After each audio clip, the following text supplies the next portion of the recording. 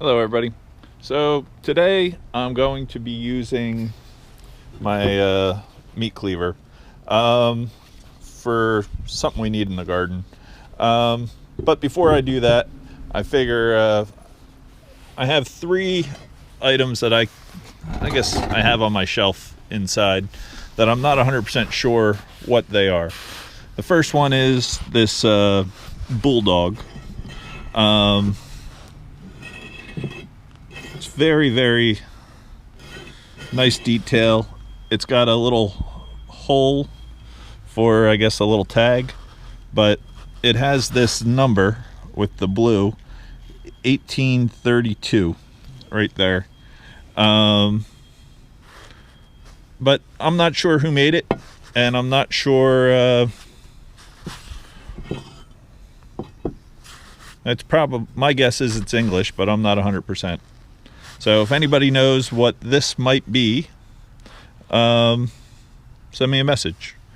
The other thing I wasn't 100% sure on was this little, pretty sure it's a Japanese vase, but I'm not 100%. It's got the really fine, like the little butterflies, lots of little gold. What I really liked about it was the little dog.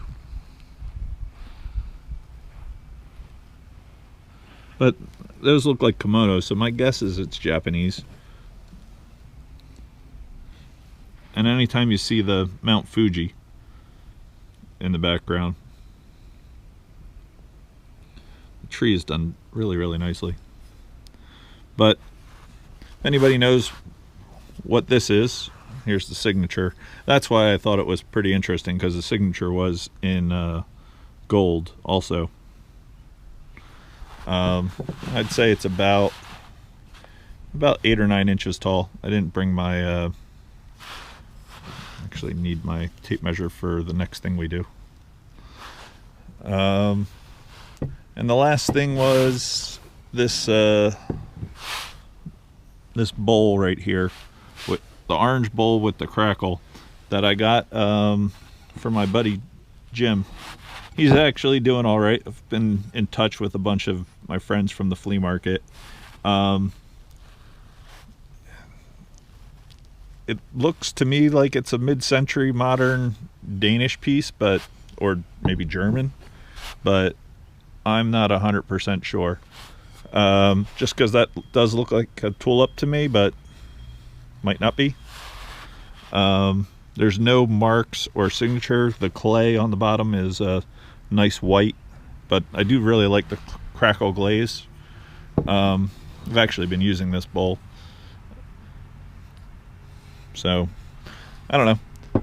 Those are the three things. If anybody knows what they are, please leave me a message. Everybody's good here, and hopefully you guys are all good. I'm going to show you guys the garden and what I actually need today. We've moved a lot of dirt recently, and I've started one of 3 long beds here. They're about 50 foot long. I'm doing these a little bit different. I turned the soil, I added the black dirt, and then I put the regular topsoil, about 3 inches of that, and then I'll cap it off with one more layer of black dirt. I did that with these 2 beds over here. It just gives them, you can kind of see how I was able to flatten out the top. I'm pretty sure this is where I'm going to plant my tomatoes this year, on this bed.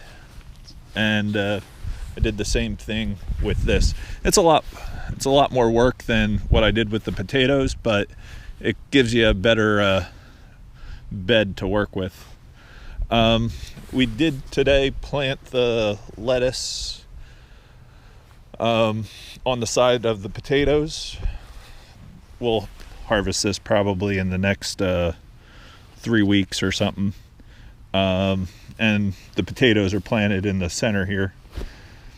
I think they should do fairly well. So if it doesn't rain, I'll have to water them. And I watered in all the carrot seeds and stuff like that.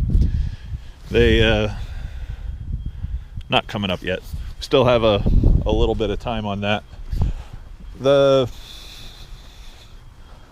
only thing that I think I'm going to probably have to do with the garden, just because I haven't planted, everything here is going to be vegetable beds.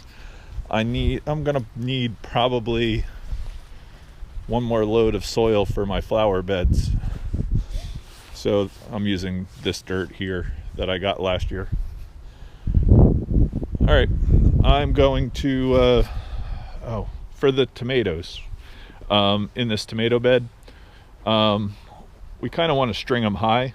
So I need to go get stakes today for the tomato bed. They need to be about 8 foot long. So I saw some on the side of the road. So hopefully they got a good length. I need the tape measure though. All right, that's over here.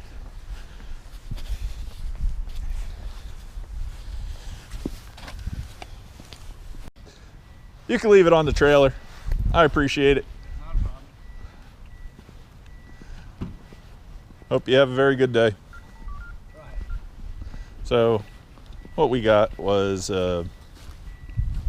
one of those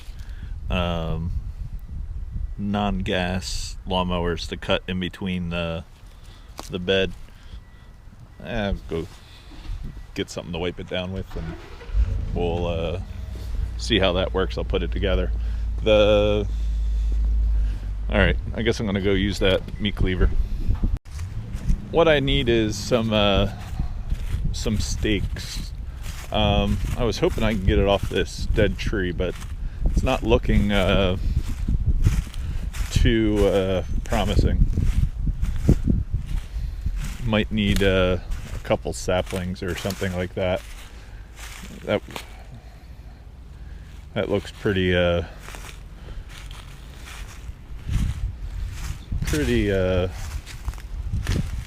bad. But I figured if I get 5 or 6 8 foot. Is this one dead or alive? It's alive. That actually is almost straight enough. This one definitely is. If I cut it right there. When I used to work for this guy making living walls, we always used the meat cleaver to do all the work around the side. But it makes a really good spike for going into the ground. That and pulling off all the bark. So that was kind of my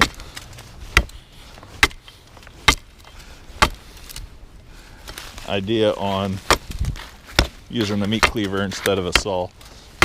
I mean, you could always cut it down and then trim it with the meat cleaver, but then I'd be sticking it in the mud. Unless I used a sawhorse.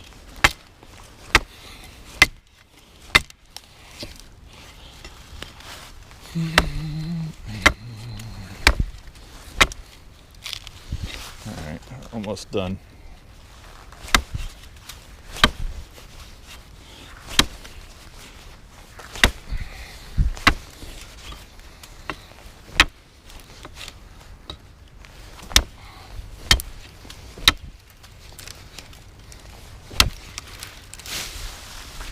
I only need about hopefully 5 or 6 of these, but before they get leaves, it's easier cutting them now.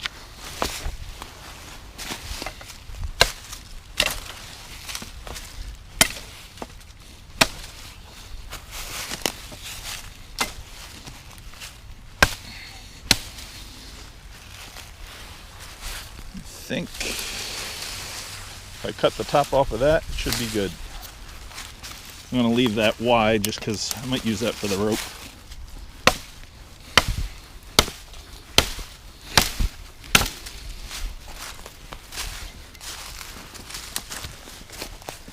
Trying to move that rose bush out of the way.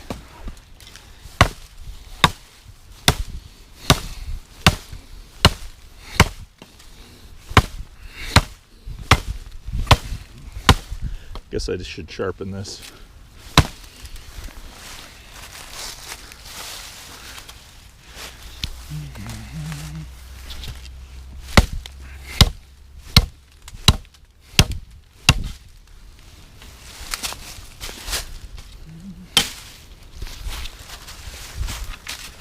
So I'm going to use that as my tomato stake.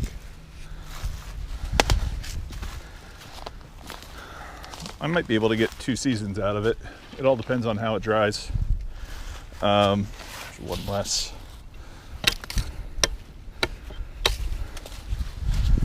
And what's nice here, we'll bring it over to the ticks aren't quite out yet. At least I haven't found any.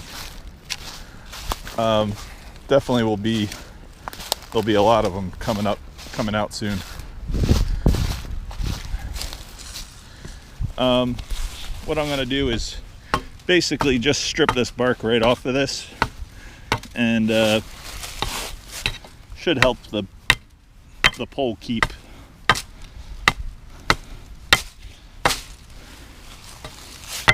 When we used to do the living fences, it was one of my first jobs out of high school. He would pay me $15 an hour, my buddy Gene, to collect sticks in the woods. It was I don't know, perfect for me. Definitely made my my summer for I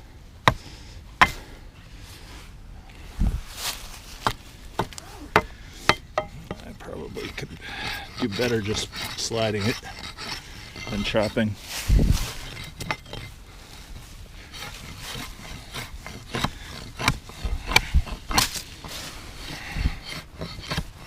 Yeah, it's been a while since I've done any fun stick collecting besides driftwood.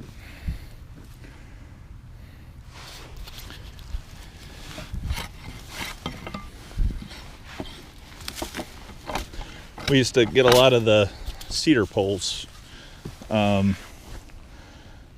really cedar. It's I guess it is kind of, I forget what these are called. I'm sure it smells like I think it's a juniper, but it smells a lot like a cedar tree. Used to cut a lot of these down and use these as the rails for the fence. But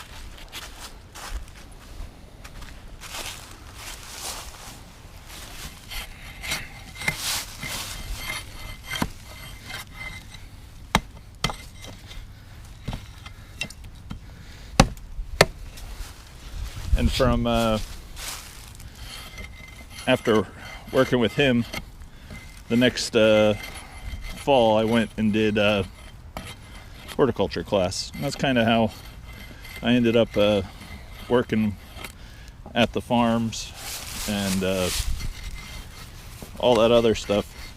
What I was really good at was plant propagation. I used to work in the greenhouses propagating perennials for my buddy's nursery, and I did that for years and years and years. I just liked doing it so much. I used to go over there and I would work for plants, and he would pay me $5 an hour to work,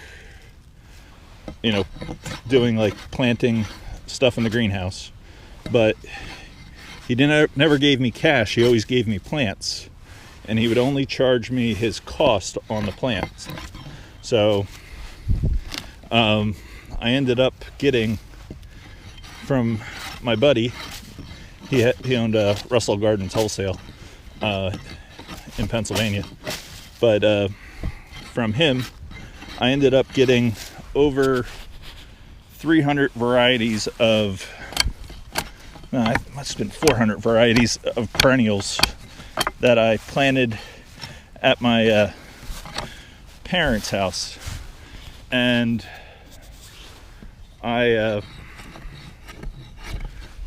realized that I was getting way more plants than I would ever have a space to plant. So I started taking them to the flea market, and can't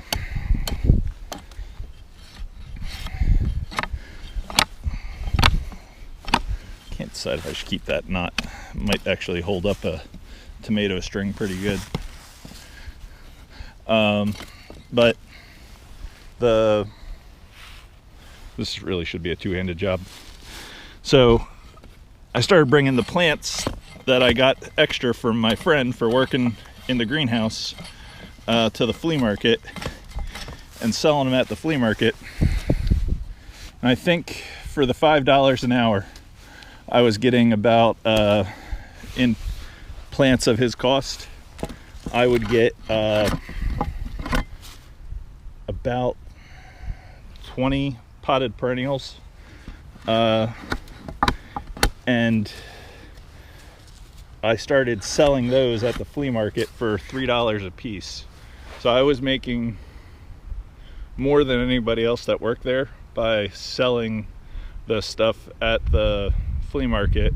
Everybody else got a paycheck. I only took the plants, and set up at the flea market selling the flowers. The one day, the one lady next to me, her name was Edna, she was selling all the stuff that I was taking out of my grandmother's house, and I ended up talking to her, actually watching her. She sold, I would average about $300 to $400 a day at the flea market back in the 90s. And the stuff that I was throwing out of my grandmother's house, she did, I think it was $1,500 in the one day. And I had a little red Chevy pickup, and she had I guess it was a four-door regular sedan. And she said she'd show me how to do antiques if I could drive some of the stuff for her. And I don't know, that was that. I ended up making so much more on antiques than I did on the plants, and did the flea market for the next however many years. I still played at the greenhouse after the 90s. All the, I guess, potted plants and stuff became harder to sell, and I would go work at my buddy's for free just because I don't know, he was a good guy and he was definitely struggling. So all right, I'm gonna use two hands, clean the rest of this up, and I don't know, thank you guys for watching. That was my little story for today. It's definitely a two-handed job. So all right, catch everybody later. Hopefully everybody's safe out there. We're all good. Definitely doing a lot of work with the garden. It's starting to look really nice, I think. It's making my day. We'll see how everything grows this summer. Thank you very much. If you haven't yet, please give somebody a call. It's definitely a lonely time out there, and thank you very much for watching. See everybody later. Peace. All right, I'm gonna go finish this.